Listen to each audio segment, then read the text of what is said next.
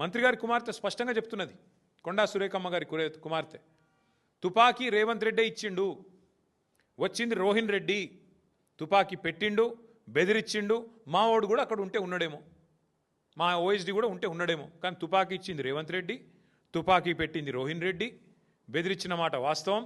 ఇది మంత్రి గారి కుమార్తె చెప్తున్నది. పోలీసు వాళ్ళు ఏం చెప్తున్నారు? లేదు లేదు, బెదిరించింది వాస్తవమే, తుపాకీ వాస్తవమే, కానీ తుపాకీ ఇచ్చింది కొండామురళి, బెదిరించింది సుమంతు అని వాళ్ళు కూడా చెప్తున్నారు. కానీ బెదిరించింది అయితే పక్కా కదా. పోలీసోడు చెప్పినా, మంత్రి గారి కుమార్తె చెప్పినా బెదిరించిన మాట వాస్తవం, పారిశ్రామికవేత్త తలకి తుపాకీ పెట్టిన మాట వాస్తవం, అట్లాగే ఇవాళ అవినీతి పర్వం జరుగుతున్న మాట వాస్తవం. మరి ఇప్పటివరకు పోలీసులు ఏం చేస్తున్నట్టు? మంత్రి గారి కుమార్తె ఇంత తీవ్రమైన ఆరోపణలు చేస్తే టాస్క్ ఫోర్స్ పోలీసులు, మంత్రి గారు స్వయంగా నిందితుడిని కారులో వేసుకొని మీ కళ్ళ ముందు నుంచి పోతుంటే ఏం పీకుతుంది పోలీస్ యంత్రాంగం అని నేను అడుగుతున్నా. పెద్ద డైలాగులు కొట్టిండు కదా శివధర్ రెడ్డి రాగానే డీజీపీ, మాకు పింక్ బుక్ లేదు, రెడ్ బుక్ లేదు, కాకీ బుక్. ఎక్కడ పోయింది ఇప్పుడు నీ కాకీ బుక్? కాకెత్తుకపోయిందా?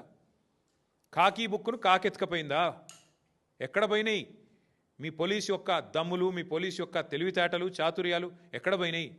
కాంగ్రెస్ కార్యకర్తల కంటే హీనంగా పనిచేస్తూ మా కార్యకర్తల మీద ఒక రీట్వీట్ పెడితేనేమో 20 రోజులు జైల్లో పెట్టిన పోలీసులు ఏం పీకుతున్నారు ఇప్పుడని నేను అడుగుతున్నా.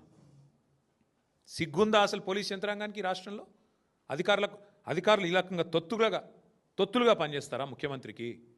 శివధర్ రెడ్డి గారు, మీకు కొంత నిజాయితీ గల అధికారి అని పేరుంది, ప్రూవ్ చేసుకోండి, చేతనైతే ప్రూవ్ చేసుకోండి.